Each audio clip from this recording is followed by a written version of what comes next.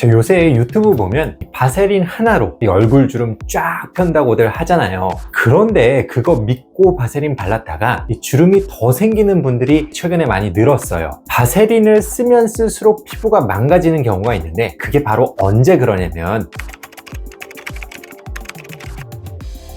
안녕하세요, 피부왕 정윤입니다. 약국에서 1-2,000원이면 살 수 있는 아주 흔한 연고 바세린. 요즘 바세린이 얼굴 주름을 펴주는 만능템처럼 소개되면서 SNS와 유튜브를 중심으로 엄청난 주목을 받고 있는데요. 사실 저도 예전에 바세린을 활용한 피부 관리 팁을 소개드린 적이 있지만 바세린의 효과를 과장한 영상들이 과도하게 퍼지면서 오히려 바세린을 사용하고 피부가 망가지는 사례들이 많이 생기게 되었습니다. 바세린으로 정말 얼굴 주름을 펼 수 있는 게 맞을까요? 자, 오늘은 이 바세린의 위험성을 짚어보면서 과장된 오해를 바로잡고 바세린의 진짜 역할과 올바른 사용법에 대해서 자세하게 알아보도록 하겠습니다. 바로 시작합니다.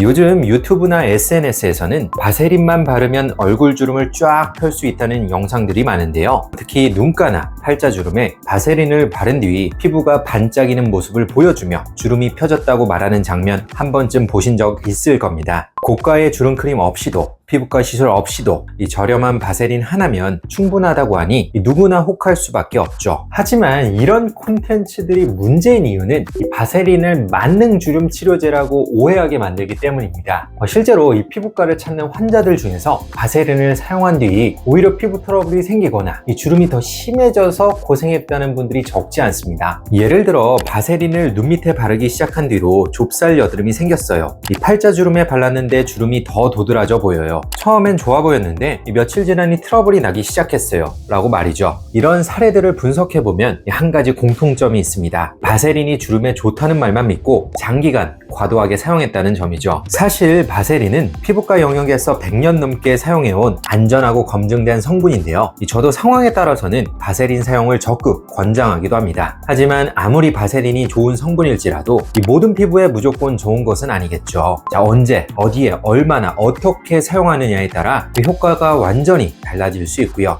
때에 따라서는 심각한 피부 문제를 일으킬 수도 있습니다. 특히 현재 본인의 피부 상태도 정확히 모른 채 유튜브나 SNS에서 추천하는 방식을 무작정 따라하는 것은 매우 위험한 접근이 될 수 있다는 점 꼭 명심해 주시고요. 자, 올바른 바세린 사용법에 대해서 자세히 알아보도록 하겠습니다.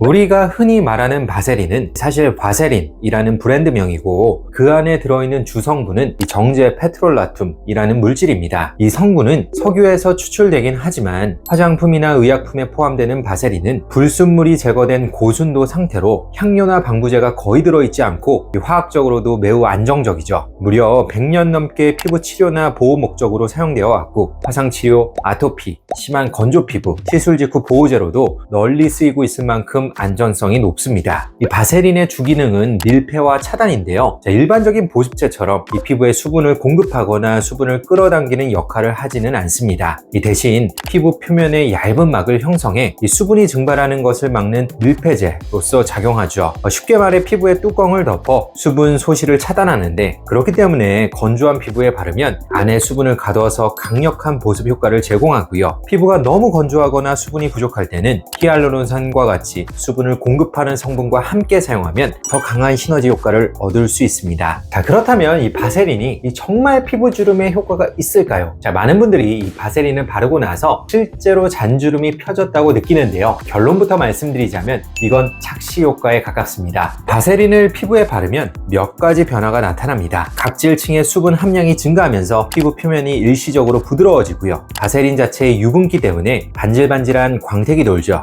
결과적으로 빛이 고르게 반사되면서 주름의 그림자가 덜 보이게 됩니다. 즉 피부 표면이 매끈해지고 빛 반사가 좋아지면서 잔주름이 덜 깊고 덜 도드라져 보이는 것이죠. 이를 사람들은 마치 주름이 좋아졌다고 생각을 합니다. 하지만 주름은 피부 속 콜라겐 감소와 구조의 변화로 생기는 현상인데요. 이 바세린을 바른 뒤 나타나는 피부의 변화는 수분 팽윤 효과로 인한 광학적 착시로 이해하며 피부 속 콜라겐과 구조가 실제로 회복된 것은 아닙니다. 따라서 정확하게는 주름이 없어진 것이 것이 아니라 주름이 잘 보이지 않게 되는 상황이 된 것이죠. 따라서 엄밀히 말해서 바세린으로 주름을 없앤다고 이야기하는 것은 논리적으로 과학적으로 비약에 해당합니다. 자, 그렇다면 이 바세린이 이 주름에 도움이 되지 않는 것일까요? 그렇지는 않습니다. 바세린이 주름에 완전히 무의미한 것은 아닌데요. 예방의 관점에서 본다면 바세린은 중요한 역할을 할 수 있습니다. 피부가 건조하고 피부 장벽이 약해지면 미세 염증이 자주 생기고 이러한 염증은 콜라겐을 분해하여 주름이 더 쉽게 생기도록 만들죠. 이때 수분 증발을 막고 피부 장벽을 보호하는 바세린이 이 과정을 줄여주는 완충 작용을 할 수 있습니다. 즉 바세린은 주름을 직접적으로 없애주지는 않지만 주름이 더 생기지 않게 예방하는 데는 도움이 될 수 있다는 뜻이죠. 다만 이러한 효과를 정확하게 이해하지 못하고 바세린이 주름에 갖는 보조 역할을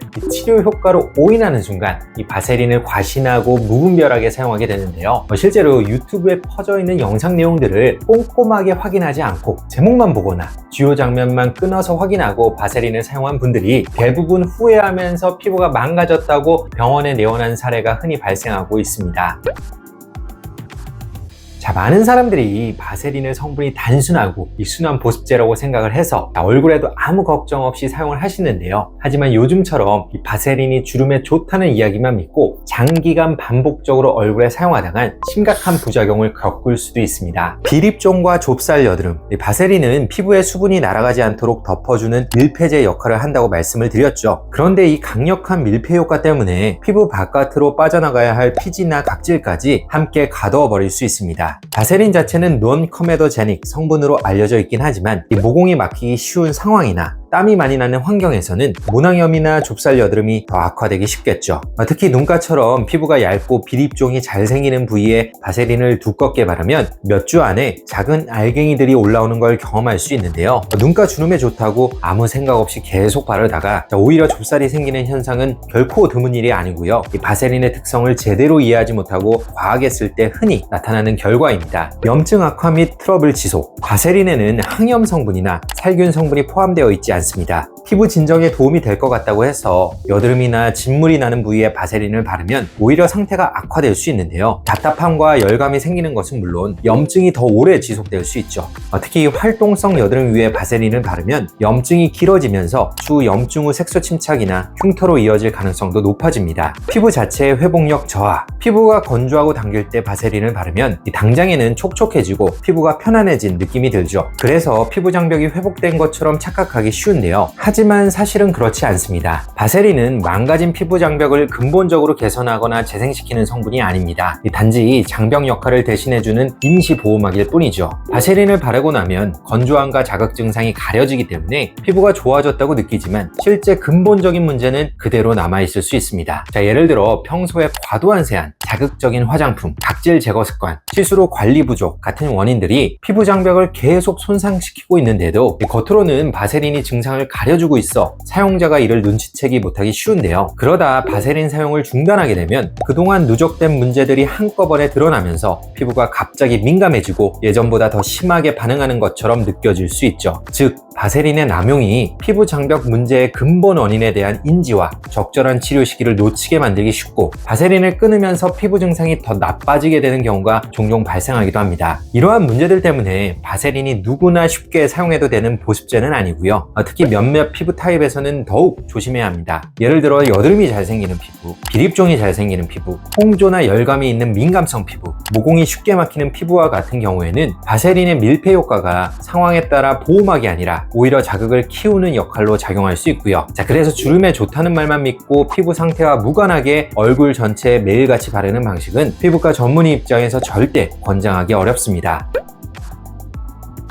반복해서 말씀을 드리는데요. 바세린은 피부에 오랫동안 사용되어 본 안전하고 효과적인 물질이지만 마치 주름 개선 만능템인 것처럼 과대평가해서 올바른 목적을 벗어난 방식으로 사용하게 되면 여러 가지 문제가 발생할 수 있습니다. 바세린의 목적은 명확합니다. 피부를 보호하고 상처 부위의 습윤 환경을 유지하고 심한 건조로 인한 피부 균열을 방지하고 외부 자극을 차단하는 것이죠. 바세린은 피부를 근본적으로 고치는 치료제라기보다는 이미 손상된 피부를 보호해주는 물리적인 효과적인 방패막 역할에 가깝고요. 이 관점을 잊지 않고 사용한다면 바세린은 분명 피부에 유용한 도구가 될 수 있습니다. 특히 얼굴 보습용으로 바세린을 쓸 때는 일반 보습제처럼 사용해서는 절대 안 되고요. 이 몇 가지 조건들을 준수하면서 사용하는 것이 중요한데요. 피부가 유난히 건조하거나 자극받은 시기에만 일시적으로 사용합니다. 쌀알 크기 이하로 극소량만 사용합니다. 보습제를 먼저 충분히 바른 후 마지막 단계에서 그 위를 덮는 용도로 사용합니다. 예를 들어 글리세린이나 히알루론산처럼 수분을 끌어오는 성분을 먼저 바르고 그 위에 바세린을 발라야 효능을 극대화할 수 있습니다. 얼굴 전체가 아닌 꼭 필요한 부위에만 국소적으로 발라야 합니다. 반대로 보습제 없이 바세린만 바른다거나 주름이 많다고 얼굴 전체에 매일같이 사용하거나 특히 여드름 피부나 트러블 피부에서 반복해서 사용하는 것은 오히려 피부에 해로울 수 있죠. 바세린은 주름 치료제가 아닙니다. 주름에 도움되는 목적으로 바르고 있다고 한다면 주름 치료가 아니라 주름 예방 또는 보완이라는 개념으로만 접근하는 것이 중요하고요. 건조나 자극으로 인해 주름이 더 심해지는 것을 막는 보조적인 역할이지 콜라겐을 생성하거나 피부 구조를 변형시켜 이미 생긴 주름을 펴주는 역할을 하지는 않는다는 점을 꼭 기억해야 합니다.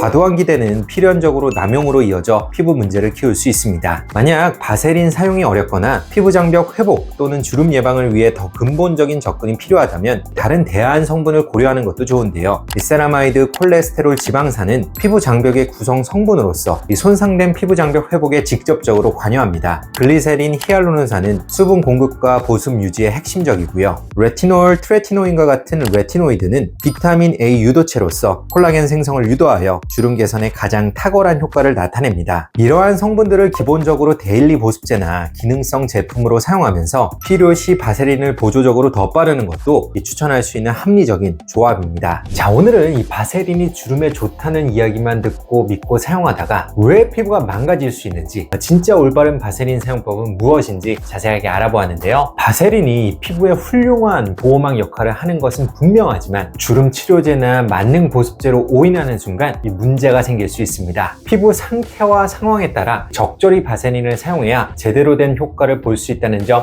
꼭 기억해 주세요. 지금까지 피부왕 정인이었습니다. 감사합니다.